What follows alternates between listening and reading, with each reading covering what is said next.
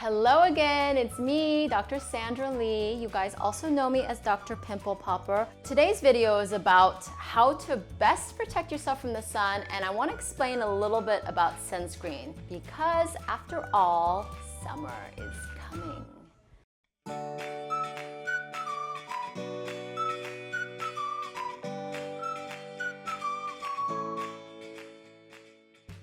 You guys have all seen those letters SPF, right? Do you really know what those letters stand for? I don't know what SPF stands for. Sun protection. Skin protection factor. Skin Sun protecting. Sun Factor. protecting. I think SPF stands for sun protection factor. Factor. Sun. Isn't it sun? Oh, sun protectant factor. I don't know. I should know Oh this. shoot, I don't know.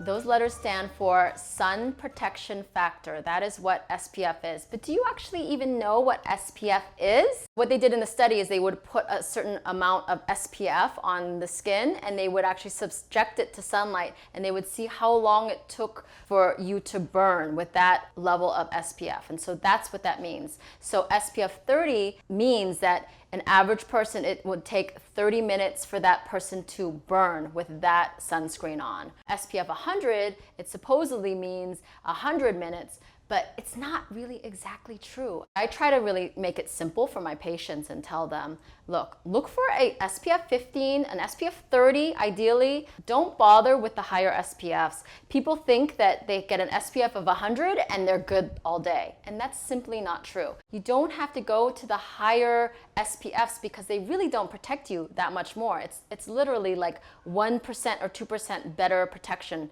than an SPF 30. The issue is once you get to a higher SPF, like the 50s or the 80s or the 100s, it's usually a thicker product. And so people don't want to put that on their face. It's really thick. There's often a whitish hue to it, so it doesn't look very pretty. They can clog your pores more. They can cause more acne breakouts. And then people think that they're safer. They think that they can just wear that sunscreen and be good for the whole day, and that is not true. Try to look for an SPF 15 or an SPF 30. If you're going to use something on your face, try to look for the words non-comedogenic because that product is attempting to not clog your pores so you won't get a breakout from them. The ingredients I look for in sunscreens are titanium dioxide, zinc oxide. Zinc oxide is obviously what was in back in the day, bullfrog, where we would put, this white paste over our nose to really block it from the sun. So now they've micronized these formulas so that they're more cosmetically elegant. Use a shot glass size amount of sunscreen on your whole body, or that's about 1 ounce or so. If you have a sunscreen tube that you've been working on for the last year and you haven't bought a new one, you're probably not using enough sunscreen.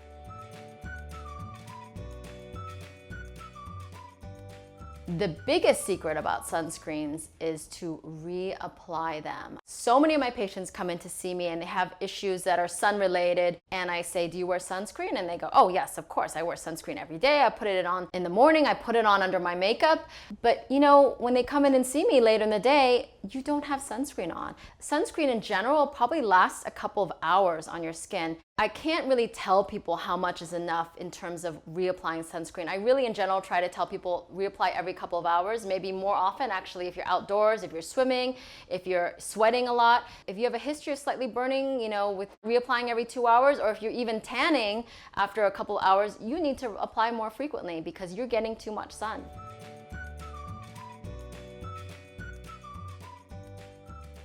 Now, the tough thing is that I agree, as a woman, I don't like to reapply sunscreen later in the day. I mean, it's a pain. You already have makeup on. You don't want to put sunscreen on and mess up all your makeup and then have to reapply all your makeup. So the secret is to use a sunscreen powder. Make sure it's a sunscreen powder. It's not a makeup that happens to have a little sunscreen. Yes, they could have sunscreen, but it can actually be misleading. Cosmetics are not subject to the same regulations as true sunscreen products are. When you have products that are specifically sunscreen, they have to be broad screen protection, meaning that they have to block all of UVA and UVB rays, so they have to have certain ingredients in them. With makeup, a product can say that they have sunscreen, but actually they won't block all the rays that we are concerned with because certain ingredients actually might only block, part of UVB rays or part of UVA rays or whatnot. Don't rely on the sunscreen in your makeup. Stick with a real sunscreen and put that underneath your makeup. Whatever sunscreen you might have in your makeup is just,